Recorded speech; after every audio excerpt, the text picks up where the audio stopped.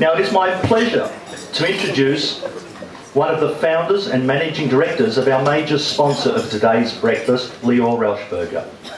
Lior is the managing director of Urban Intelligence. Formerly trained as a medical doctor, he also has a background in informatics and software engineering. While studying a Masters of Entrepreneurship in 2002, Lior and a fellow student formulated a business plan, which has evolved and grown into the Urban Intelligence of today, one of Melbourne's largest and leading technology integrators. The company provides a one-stop shop cabling and product solution for architects, builders, designers and property owners, and employs over 100 full-time technicians. Now, anyone who has ever been involved in fundraising knows how difficult it is to secure a sponsor, and in particular a major sponsor, to underwrite an event.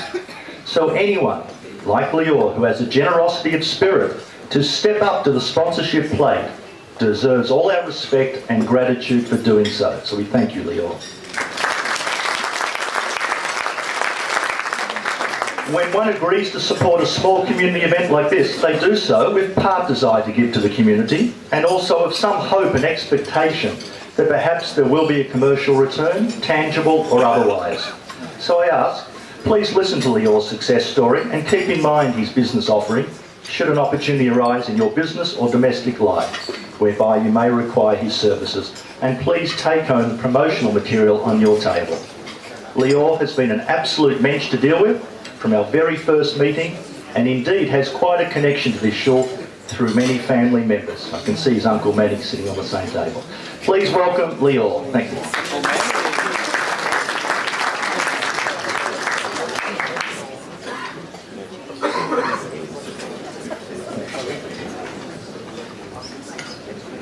Thank you, Rodney.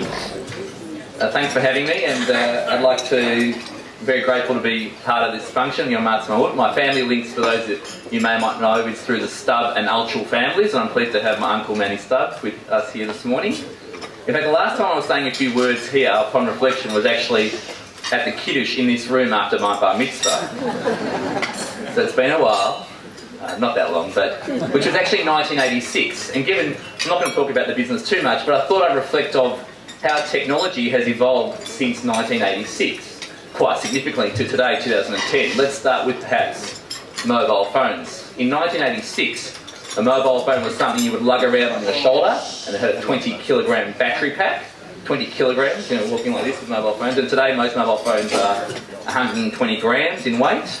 And there's about 4.1 billion mobile phone subscribers around the world today, so there's quite an evolution. In 1986, there was a relatively unknown company called Microsoft, which had just floated, and it had just released a piece of software called Windows. And today, Microsoft is a powerhouse, 90% market share, sales in excess of $60 billion. And I'm very grateful for my parents, who have given me lots of words of wisdom over the years. But there's one piece of advice they perhaps didn't give me too well. I think after my Bar Mitzvah in 1986, you received a few gifts, and I think I received a few $1,000s worth in cash, which was quite a lot of money. And I went to my parents and said, what should I do with this cash? And they wisely, conservatively told me to put it into a CBA term deposit account, which I duly did. And I'm thinking today, I've done the math, had they told me to take that few $1,000s and buy Microsoft shares, which had just floated, my sponsorship may have been a lot more generous, Roger.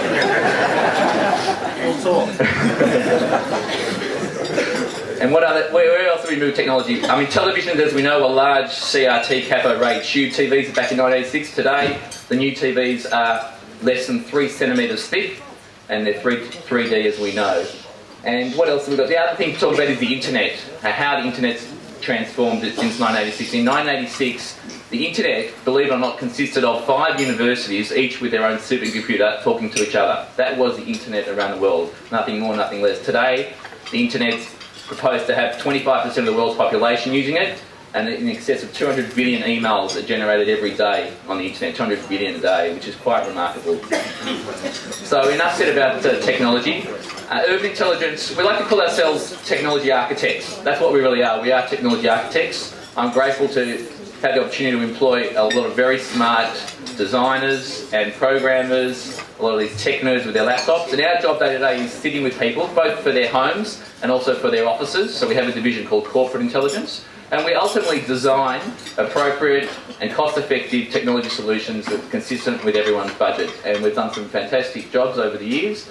We've done quite a few jobs for people sitting in this room, which is great to know. But thanks very much for the opportunity. Urban Intelligence is pleased to be a sponsor of this event, and look forward to longer affiliation going forward. Enjoy the morning.